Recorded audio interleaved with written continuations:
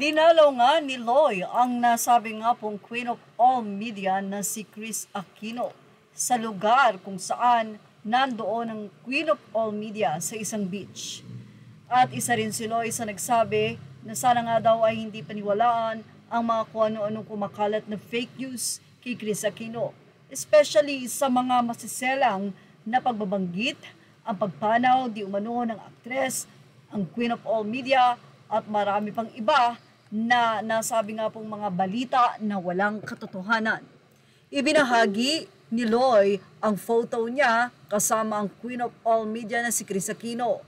Makikita na tila nagkaroon na nga kahit papano ng laman ang mukha ni Kris sa nasabing photo ni Loy kasama rin si Bimbi.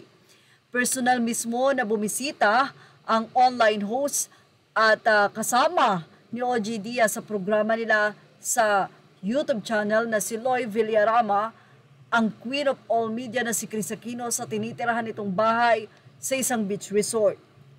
Nagbahagi din ng ilang mga detalye ang co-host ni OG Diaz sa Showbiz Updates YouTube channel nito tungkol sa ngayon ay kasalukuyang kondisyon ng kalusugan ng host actress.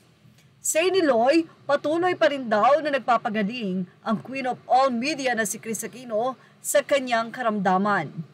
Siyempre, kasama na dito ang 10 autoimmune disease na nagdagdag at nagpapahirap ngayon sa aktres. Nag-share din si Loy sa kanyang Instagram page ng mga photo nila ni Kris Aquino kung saan makikita ang TV host na nakahiga kasama ang kanyang bunsong anak na si Bimbi na may hawak-hawak pang laptop.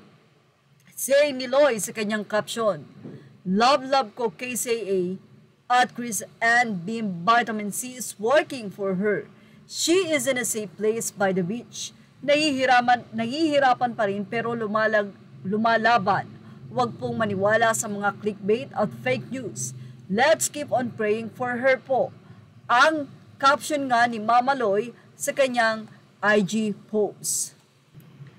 Kamakailan lamang din ay inamin ni Kris Aquino ang kalbaryo na kinakaharap niya sa kanyang kaibigan na si Dindo Balares, kung saan ay isang linggo na nagstay upang alagaan si Kris sa nasabing beach resort na kung saan ay nandoon nga ang Queen of All Media para doon ipagpatuloy ang kanyang medication.